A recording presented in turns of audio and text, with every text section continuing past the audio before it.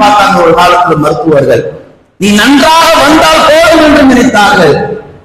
அந்த காலத்துல ஒரு சின்ன தலைவலி வந்தால் கூட அவ்வளவு துடிப்பார்கள் மருத்துவர்கள். இந்த தலைவலி எப்படியாவது போக்க வேண்டும், அதற்கு என்னுடைய கடமை, நான் மருத்துவம் செய்ய வேண்டும். இன்னைக்கு உயிர் போகிற பிரச்சனையா இருந்தாலும் டாக்டர்களுக்கு அது ஒரு தலைவலி பிரச்சனையாகி போச்சு.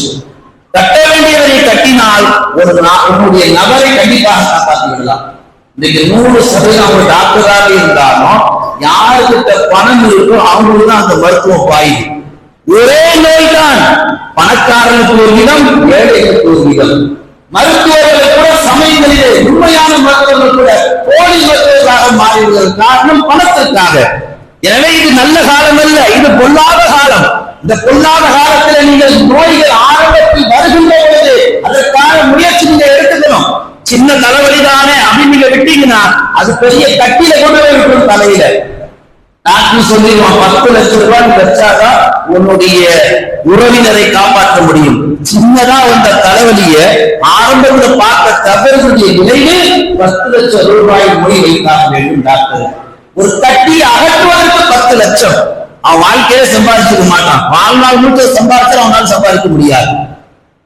இனிமிக்க அல்லாஹ் நல்லடியார்களே, அப்படி மருத்துவர்கள் நம்மை முழுவதுமாக சாப்பிடுவதற்கு முன்னால் நம் சொத்தையே மொத்தமாக அடமான வைத்தாலும் காப்பாற்ற முடியாது என்ற அபாய எச்சரிக்கை வார்த்தை அவர்கள் செல்வதற்கு முன்னால் நோயின் ஆரம்பத்தை கண்டறிந்து நோய்கள் வருவதற்கு அடையாளங்கள் தெரிந்தால் அதற்கான சுய பராமரிப்பை நாம் கையில் எடுப்பது காலத்தின் அவசியம் என்பதை வாழும் முஸ்லிம்கள் மனதில் கண்டிப்பாக பதியப்பட வேண்டும்.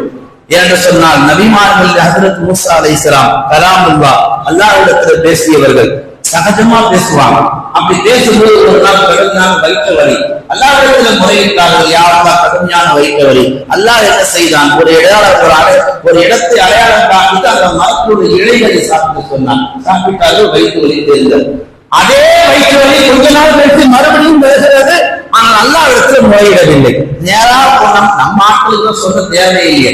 ஒரு வாட்டி அட்ரஸ் காமிச்சா போதும், அடுத்த வாட்டி காமிச்சவரை சுத்தமா மறந்துடுவாங்க. நன்றியை மறக்கக்கூடிய சமூகமாகத்தான் இருந்து கொண்டிருக்கிறது. மூசா அலைஹிஸ்ஸலாம் குறைத்து பேசுவதாக நோக்கம் அல்ல, மனிதர்கள் என்று சொல்வது அது அப்படிதான் இயற்கைதானே. அல்லாஹ்ட்ட மேல அந்த ட்ரீட்மெண்ட் தர இலைகிட்ட போயிட்டாங்க.